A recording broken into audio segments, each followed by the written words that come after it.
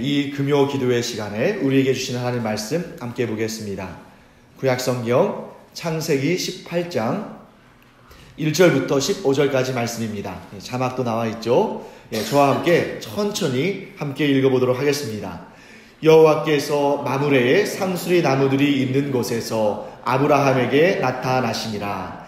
날이 뜨거울 때에 그가 장막문에 앉아 있다가 눈을 들어 본즉 사람 셋이 맞은편에 서 있는지라.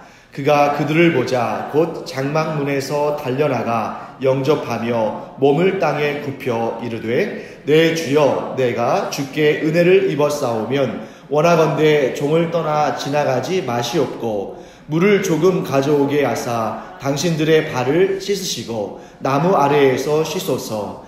내가 떡을 조금 가져오리니 당신들의 마음을 상쾌하게 하신 후에 지나가소서. 당신들이 종에게 오셨음이니이다. 그들이 이르되 내 말대로 그리하라.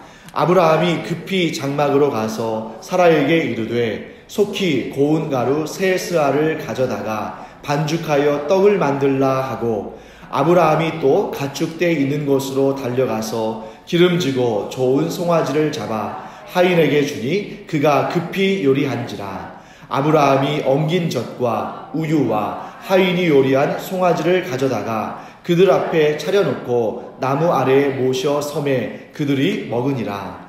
그들이 아브라함에게 이르되 내 아내 사라가 어디 있느냐? 대답하되 장막에 있나이다. 그가 이르시되 내년 이맘때 내가 반드시 내게로 돌아오리니 내 아내 사라에게 아들이 있으리라 하시니 사라가 그 뒤 장막문에서 들었더라. 아브라함과 사라는 나이가 많아 늙었고 사라에게는 여성의 생리가 끊어졌는지라. 사라가 속으로 웃고 이르되 내가 노쇠하였고 내 주인도 늙었으니 내게 무슨 즐거움이 있으리요. 여호와께서 아브라함에게 이르시되 사라가 왜 웃으며 이르기를 내가 늙었거늘 어떻게 아들을 낳으리요 하느냐. 여호와께 능하지 못한 일이 있겠느냐. 기한이 이를 때에 내가 내게로 돌아오리니 사라에게 아들이 있으리라. 사라가 두려워서 부인하여 이르되 내가 웃지 아니하였나이다. 이르시되 아니라 내가 웃었느니라. 아멘. 자, 우리가 1절 말씀 보시면 분명히 이런 말씀이 나옵니다. 우리 1절에 여호와께서 마므레에 상수리 나무들이 있는 곳에서 아브라함에게 나타나시니라 이렇게 되어 있죠. 그래서 이 말씀은 우리가 정확히 판단하기는 쉽지 않습니다만, 자, 이 1절의 이 말씀이 아브라함도 자기에게 나타나신 분이 여호와였는지를 분명히 깨달았는지 혹은 깨닫지 못했는지를 정확히 분별할 수는 없습니다. 왜냐하면 이 1절에 여호와께서 마므레에 상수리 나무들이 있는 곳에서 아브라함에게 나타나시니라 라는 이 말씀은 이 성경을 기록한 자가 성령의 영감을 받아서 쓴 내용이기 때문에 이 사실 그대로를 진술하는 겁니다. 그렇기 때문에 이 진술에 대해서 아브라함이 이 내용을 깨달았는지 혹은 깨닫지 못했는지 정확하게 그 내용은 나와 있지 않지만 저는 아브라함이 어느 정도는 감지했을 거라고 생각이 됩니다. 왜냐하면 이 내용들을 쭉 보실 때에 아브라함이 이 손님들에게 대접한 내용들이 일반적인 손님에게 대접하는 것과는 좀 차원이 다르다는 것을 알 수 있습니다. 그래서 2절 말씀 보시면 이런 내용 있죠. 눈을 들어서 본즉, 즉 아브라함이 눈을 들어서 보니까 사람 셋이 맞은편에 서 있었다라고 되어 있습니다. 자, 여기에서 우리가 구약 성경을 읽을 때에 사람 혹은 천사 이런 내용들이 나올 때에 그 존재가 반드시 사람이어야 하고 또는 반드시 천사이어야 한다는 그런 법은 없습니다. 그래서 보통 여기에서 우리가 쭉 지금 창세기 18장을 읽을 때 여기에 지금 아브라함 앞에 등장한 세 분이 사람이 아니라는 거 아시겠죠? 이분이 사람이 아니에요. 근데 사람이 아닌데 2절 말씀해 보면 사람 셋이 맞은편에 서 있었다. 자, 물론 이렇게 해석할 수도 있겠죠. 아브라함은 그 세 분이 하나님인 줄 알지 못하고 혹은 천사인지 알지 못하고 그냥 사람처럼 보였기 때문에 사람 셋이 있었다라고 표현할 수도 있습니다만, 그런데 여러분 19장에 가서 우리 다음에 공부할 내용입니다만 19장에 가면 그 그때에 하나님께서 이 여호와 하나님께서 아브라함과 함께 대화하시고 나머지 둘이 소돔 땅에 가는데 거기 보면 천사 둘이라고 소개가 되어 있어요. 그러니까 오늘 본문에서는 사람이라고 소개되어 있고 19장에 가서는 천사라고 소개되어 있습니다. 그 용어에 우리가 너무 집착해서는 안 됩니다. 왜 18장에서는 사람 셋이라고 해놓고 또 그 내용을 쭉 보니까 또 여호와께서 말씀하시는 것도 나오고 또 19장에 가서는 천사 둘이 나오고 여러분 여기에서 우리가 사람, 천사 이런 용어에 집착하기보다는 이런 분들이 찾아가셨구나. 여기서 중요한 것은 뭐냐면 아브라함의 눈에 보이는 존재로 찾아가셨다는 거예요. 그래서 여기서 제가 잠깐 이러한 어떻게 보면 이 신약과 구약의 좀 차이점에 대해서 좀 설명을 드리겠습니다. 자, 역사의 중심은 무엇으로 역사가 갈립니까? 예수님의 이 세상에 성육신하신 역사죠. 그래서 예수님께서 이 세상에 성육신하신 역사를 기준으로 주 전과 주 후로 나누게 됩니다. 그래서 예수님께서 이 땅에 성육신하신 그때로부터는 하나님의 현신이, 즉 하나님이 이 땅에 나타나시는 것이 이렇게 가끔 가다가 한 번씩 특별한 경우에 하나님께서 자신의 모습을 드러내시는 이런 방식으로 나타나지 않으세요. 천사들은 그렇게 나타납니다. 예를 들면 베드로가 감옥에 갇혔을 때에도 천사가 나타나서 베드로를 꺼내줬어요. 또한 여러분 아시다시피 사도 요한이 이 요한계시록을 쓸 때 그 환상을 보지 않았습니까? 그 비전을 볼 때에도 천사가 이 사도 요한을 이끌고 하늘로 올라가서 보여주는 그런 내용이 등장합니다. 그래서 신약에도 천사가 나타나서 그러한 일들을 하는 경우들이 있습니다만 하나님께서 이와 같이 여호와 하나님께서 이와 같이 인간의 눈으로 보이는 방식으로 오지는 않으셔요. 왜 그러냐면 신약시대에는 예수님께서 이 땅에 성육신하셔서 하나님의 뜻을 보여주시고 들려주시고 알려주셨습니다. 그리고 예수님께서 우리를 위해서 십자가에 달려 죽으시고 부활하시고 승천하신 다음에는 예수님께서 누구를 보내주셔요? 보혜사 성령을 보내주시죠. 그래서 보혜사 성령이 이 땅에 중단됨 없이 이 세상에 우리와 함께 계십니다. 우리의 마음속에도 계시고 이 교회 공동체 안에도 계시고 이 세상에도 계셔요. 그렇기 때문에 이 신약의 시대는 성령 하나님을 통해서 성삼위일체 하나님의 뜻이 이 땅에 펼쳐지고 있습니다. 그렇기 때문에 간헐적으로 하나님께서 이 땅에 사람의 눈에 보이도록 나타나실 이유가 필요가 없는 것이죠. 반면에 성령께서 항구적으로 이렇게 세상 가운데에 계시지 않던 이 시대, 그 시대는 언제예요? 구약시대죠. 구약시대에는 하나님께서 특별하신 사역을 위해서 인간의 눈에 보이는 존재로 이 땅에 오시는 경우들이 간혹 있었던 것을 보게 됩니다. 자, 예를 들면 인간이 하나님만큼 높아지려고, 아니 하나님보다 더 높아지려고 이런 악하고 이기적인 생각에 바벨탑을 쌓았죠. 그때에도 하나님께서 성삼위일체 하나님께서 그들의 악한 모습을 보시고 그 탑을 무너뜨리시고 이 민족들을 흩으시기 위해서 이 땅에 내려오셨던 그러한 역사가 기록되어 있습니다. 또한 오늘 이 창세기 18장의 이 본문도 사람에 따라서는 여호와 하나님께서 천사 둘을 대동하고 오셨다라고 해석하는 경우도 있지만 어떤 경우에는 여기에 있는 세 존재, 이 세 분의 구별된 존재가 성삼위일체 하나님의 이 땅의 현현이다 라고 보는 경우도 많이 있고 저도 상당히 그런 가능성에 대해서 옳다고 봅니다. 그래서 여기에서 분명한 것은 무엇입니까?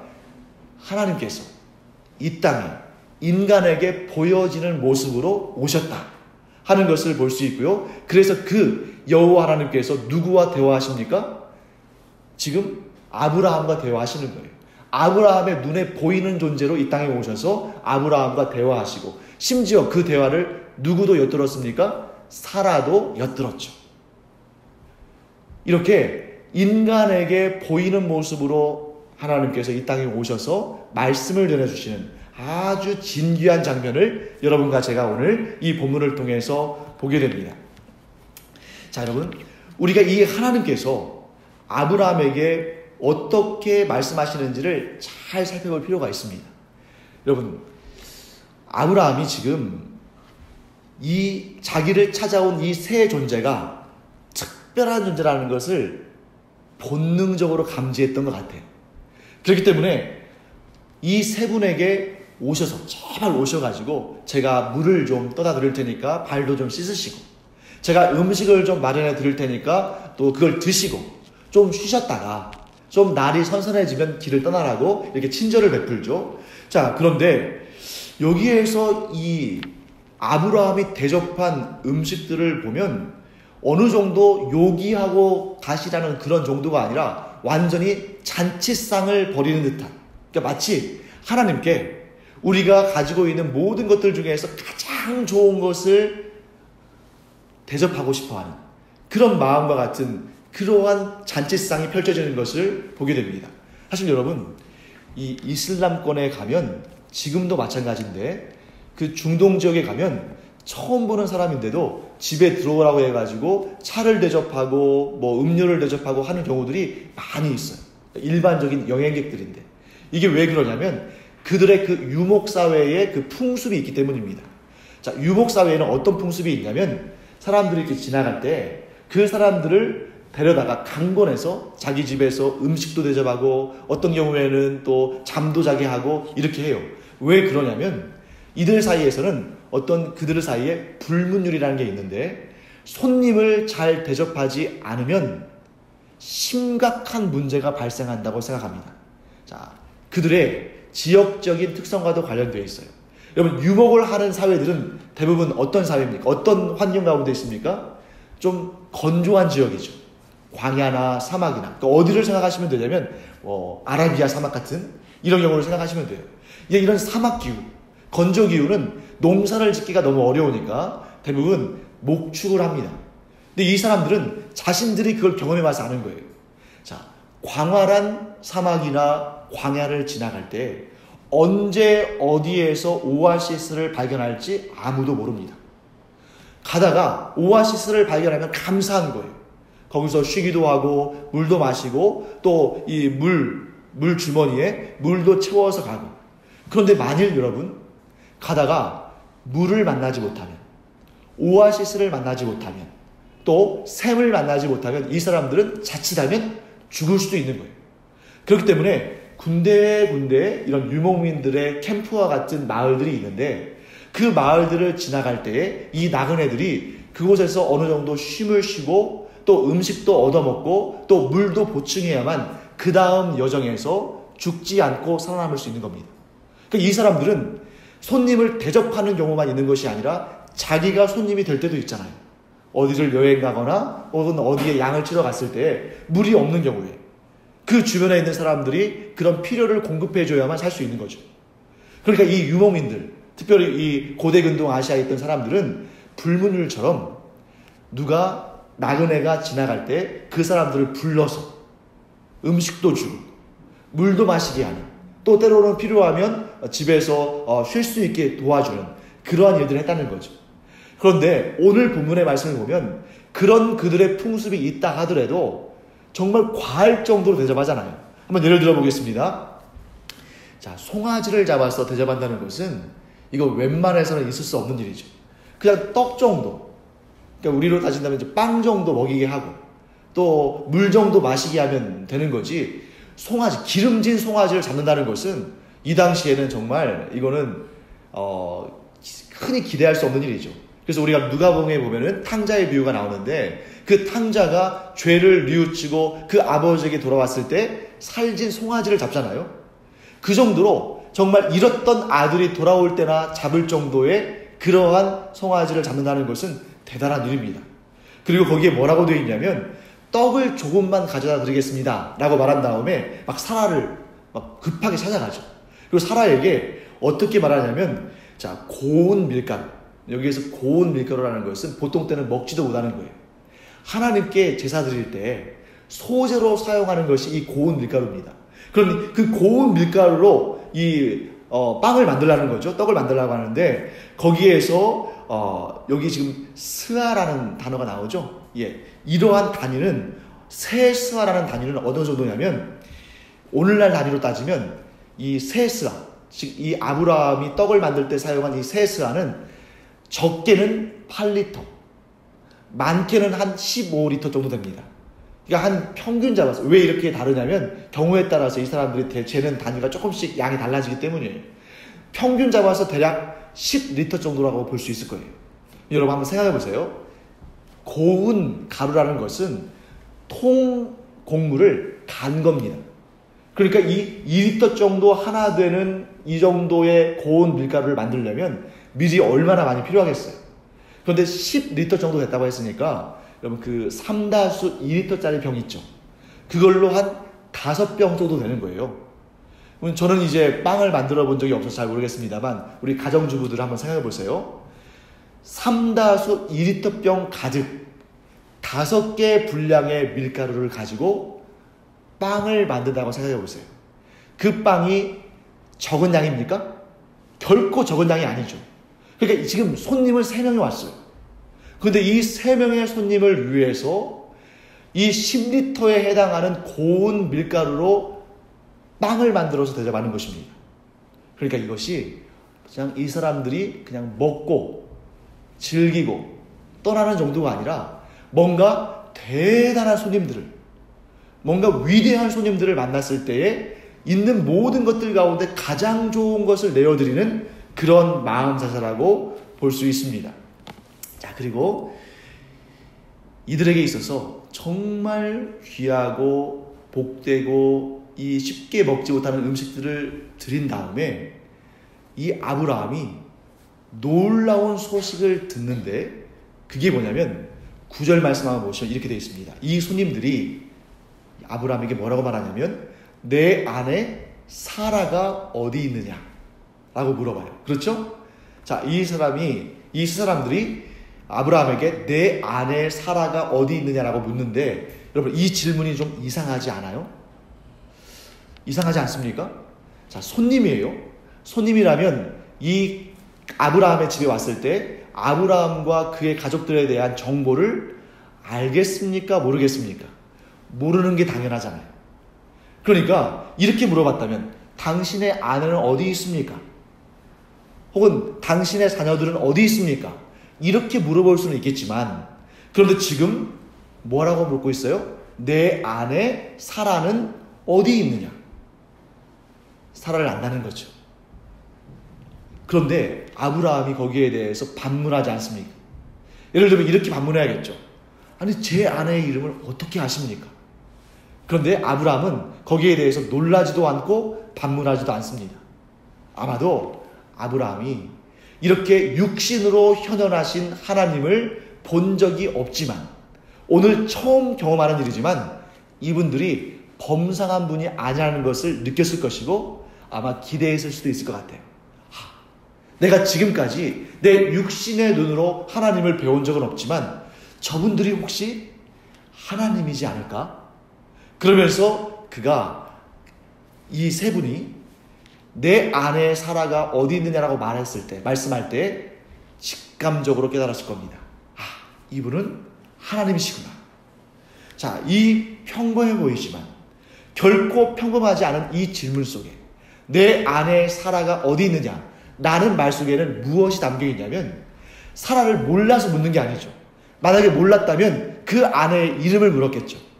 그런데 이 사라의 이름을 안다는 것은 이 세 분이 왜 이곳에 온 것입니까? 주실 것이 있으시기 때문에 오신 것입니다. 아무 이유 없이 온 게 아니에요. 하나님께서 인간의 음식이 그리워서 오신 것도 아닐 것이고 아브라함에게 대접받기를 원해서 오신 것도 아닙니다. 하나님께서 지금 아브라함의 가정을 찾아오신 이유는 무엇입니까? 주실 것이 있으시기 때문에. 근데 그 주실 것이 뭐예요? 아들을 주시기를 원하시는 것입니다. 뭐라고 말씀하십니까? 내년 이맘때에 내가 다시 올 텐데 사라에게 무엇이 있을 것이다? 아들이 있을 것이다. 여러분 여기에서 우리는 하나님의 방식을 깨닫게 됩니다. 자, 여러분 본문의 말씀을 우리가 잘 보면 하나님의 말씀이 점점 구체화되고 있다는 사실을 알게 돼요. 제가 여러분에게 말씀드렸습니다만 하나님께서 왜 이렇게 여러 번 같은 내용을 계속 반복해서 말씀하실까? 하나님께서 아브라함에게 아들을 주시겠다고 말씀하셨으면 그냥 그 말씀하시고 그 말씀을 이루시면 되는데 여러 번 지금 말씀하시잖아요. 또 우리는 그냥 대충 그 내용을 보면서 왜 또 이 말씀 또 하실까? 지난번에 말씀하셨는데 왜 또 아들에 대해서 말씀하실까? 이렇게 생각할 수 있는데 그 각각의 경우를 자세히 살펴보십시오. 자, 하나님께서 15장에 창세기 15장에서 아브라함에게 나타나셨을 때는 뭐라고 말씀하시냐면 너에게 아들을 주겠다. 후사를 주겠다. 씨를 주겠다고 아들에 대해서 말씀하셨습니다. 아들에 대해서 약속하신 겁니다. 그리고 17장에서 다시 아브라함에게 나타나셨을 때는 뭐라고 말씀하셨냐면 여전히 아들을 주실 것을 말씀하셨습니다. 그런데 뭐라고 말씀하시냐면 내 아내 사라의 몸에서 내 아내 사라의 몸에서 그러니까 이스마엘이 너의 후사가 아니라 내 아내 사라의 몸에서 아들을 주겠다고 보다 구체적으로 약속하십니다. 그리고 오늘 18장에 와서 또 아들 얘기를 하시는데 이번에는 뭐라고 말씀하시냐면 내년 이맘때에 내 아내 사라에게 아들이 있을 것이다. 여러분 똑같은 내용인 줄 알았는데 자세히 살펴보니까 내용이 다 다르죠. 너에게 아들을 주겠다. 그 다음에 나타나셔서는 너의 여종에게서 내가 아들을 줄 것이 아니라 너의 아내의 몸에서 너의 후사를 주겠다. 그리고 오늘은 정확하게 때까지 그 기한까지 말씀해 주십니다. 내년 이맘때에 너와 내 아내가 아들을 품에 안을 것이다. 이렇게 똑같은 말씀을 하시는 것처럼 보이지만 그 말씀이 점점 더 구체화되어 가는 모습을 우리는 보게 되는 것이죠. 오늘 여러분과 제가 기도의 자리로 나왔습니다. 우리의 기도도 마찬가지입니다. 우리가 기도하며 하나님의 뜻을 구할 때에 처음에는 뿌옇게 보일 수 있어요. 내가 정말 간절히 바라며 사모하며 기도하는 내용들이 갈피가 잡히지 않아요. 그런데 내 마음속에 이상하게 믿음이 생기는 거예요. 하나님께서 주실 것이다. 하나님께서 주실 것 같다. 하나님께서 언젠가 분명히 응답하실 것 같다. 이런 믿음이 정말 구체적이지는 않은데 내 마음속에서 어느 정도 그렇게 자리를 잡습니다. 그렇기 때문에 우리가 소망을 품을 수 있는 거예요. 하나님께서 내게 응답하실 것이라는 좀 막연하긴 하지만 그런 마음이 그런 믿음이 우리 안에 생길 때에 그 뿌연한 안개 속에서 붙잡는 손 같지만 그 손을 붙잡고 기도하기 시작합니다. 그래서 어느 정도 그 문제를 두고 지속적으로 기도할 때 하나님께서 우리 안에 어떤 마음을 주시냐면 그 응답하시는 내용들이 조금씩 더 구체화되어 가는, 그래서 우리 마음속에서 하나님께서 이루실 일들에 대해서 조금씩 더 구체적으로 기도하게 되는 그러한 역사들을 우리가 경험한다는 것이죠. 그리고 하나님께서 그 기도에 응답하실 때가 되면 우리 마음 가운데 믿음의 확신도 하나님께서 주시는 것입니다. 그래서 여러분, 어떤 경우는 우리가 기도의 씨앗을 뿌리는 단계일 수 있어요. 그러면 우리가 하나님 앞에 기도의 씨앗을 뿌릴 때는 이 기도의 씨앗이 우리의 그 기도의 씨앗이 옥토에 뿌려져서 그 속에 들어가면 눈에 보입니까? 보이지 않습니까? 보이지가 않아요. 우리가 기도의 씨앗을 뿌리기는 뿌렸는데 그것이 눈에 보이질 않습니다. 눈에 보이지 않으면 성격이 급한, 특히 우리나라 사람들 성격 급하잖아요. 성격이 급한 우리는 그 기도의 씨앗을 뿌린 다음에 왜 싹이 나지 않는지, 왜 열매가 맺혀지지 않는지 막 그러면서 마음이 조급해지기 쉽습니다. 하지만 사랑하는 성도 여러분, 기도가 땅에 뿌려졌을 때, 기도의 씨앗이 뿌려졌을 때에는 처음에는 보이지 않습니다. 응답이 보이지 않아요. 이 씨앗이 발아하는 것이 보이지 않습니다. 그런데 우리가 그럼에도 불구하고 지치지 아니하고 의심하지 아니하고 무너지지 아니하고 낙심하지 아니하고 계속 그 기도의 끈을 붙잡고 기도에 나아가면 어느 순간 그 기도의 씨앗이 발아해서 싹이 나오는 것을 보게 되는 날이 있습니다. 그러면 그때 어떻게 합니까? 또 마음이 조급해서 언제 되느냐, 언제 열매를 맺느냐. 그렇지만 사실 우리는 그때 오히려 그 믿음의 소망을 가지고 더 열심히 기도해야 되는 거예요. 왜? 싹이 나왔으면 반드시 그 싹이 줄기로 뻗어나가고 또 꽃을 피우고 또 열매를 맺을 것이라는 믿음을 우리가 가져야 됩니다. 믿음은 아직 열매가 맺혀지지 않았음에도 불구하고 그 아름다운 열매를 바라보는 눈입니다. 그래서 우리가 거기에서 하나님께서 그래도 내게 이렇게 싹을 보여주시는구나, 내 기도의 씨앗에 그 새싹을 보여주시는구나 하고 우리가 더 확신을 가지고 담대함을 가지고 절망치 아니하고 더 열심히 기도하면 하나님께서 반드시 열매를, 아름다운 열매를 주실 날이 분명히 있을 줄 믿습니다. 여러분과 제가 이 기도의 자리에 나오셨는데 아직 씨를 뿌리고 있는 단계일 수 있어요. 여러분, 그 씨를 뿌리고 있는 중에 지금 바로 열매를 거두려 한다면 물론 그럴 수도 있겠죠. 그런 것을 두고 우리가 뭐라고 말합니까? 기적이라고 말하죠. 분명히 기적이 있을 수 있습니다. 씨를 뿌리자마자 열매가 탁 퍼져나오는 그런 기적이 있을 수도 있겠죠. 하지만 여러분 기억하십시오. 기적은 자주 일어나지 않기 때문에 기적입니다. 자주 일어나면 그것이 일상이지 어떻게 기적이겠어요. 그러니까 우리의 삶 가운데는 아주 적은 수의 기적과 아주 많은 수의 일상이 있습니다. 그런데 중요한 것은 하나님께서는 그 일상 가운데서도 여전히 역사하시고 그 일상 가운데 우리가 누리는 많은 열매들을 주신다는 거예요. 기적으로 주시는 열매보다 일상 가운데 우리의 기도의 응답으로 주시는 열매가 훨씬 많은 줄 믿습니다. 어떻게 항상 별식만 먹겠어요? 우리가 일상적인 그런 양식을 먹어야겠죠. 그런 중간중간에 하나님께서 기적의 열매를 주시기도 하시지만 그 기적의 열매만 추구하다가 굶어 죽을 수도 있다는 거죠. 그래서 여러분과 제가 하나님께서 우리에게 기도의 씨앗을 뿌리게 하실 때에 너무 지나치게 서두르거나 조급해하지 않기를 간절히 축원합니다. 그렇게 해서 우리가 실망치 아니하고 그것을 믿으면서 계속 기도해 나가면 분명히 하나님께서 우리에게 점점 더 아주 자세한 그러한 말씀을, 점점 더 세밀하면서도 또 온전한 그런 열매의 모습들을 우리에게 그 시간의 흐름에 따라서 보여주시고 또 거두게 하시고 또한 맛보게 하실 줄 믿습니다. 그래서 기도는 한 번 하고 끝나는 게 아니죠. 왜 하나님께서 우리에게 계속 기도하라고 하시겠어요? 왜 쉬지 말고 기도하라고 하시겠습니까?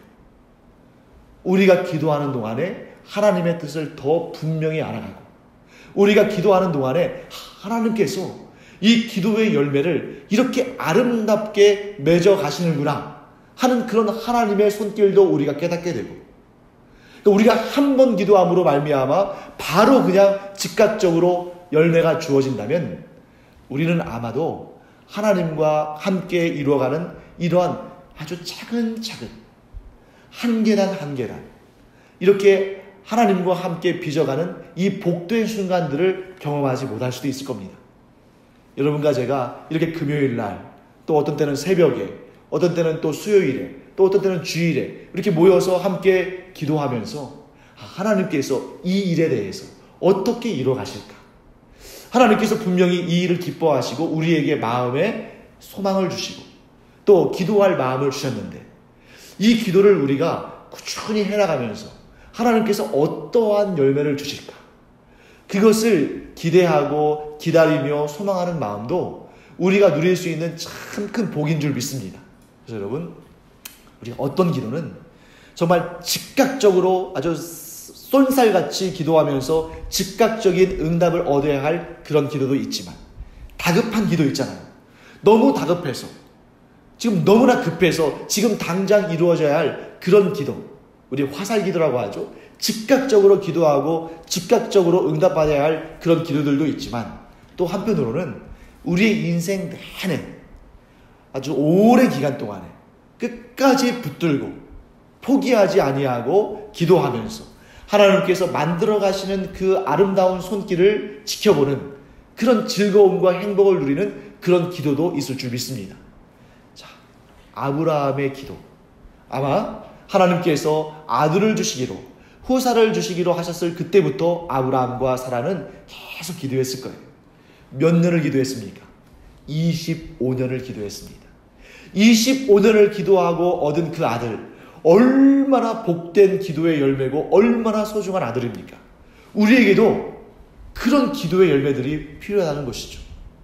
우리가 때로는 즉각적으로 기도하고 즉각적으로 열매를 받기도 하겠지만, 그런 기도들은 사실 그 순간의 문제를 해결하는 그런 기도의 제목들이에요. 하지만 여러분 생각해 보세요. 우리가 평생토록 붙들고 기도해야 할 기도의 제목들이 있습니다.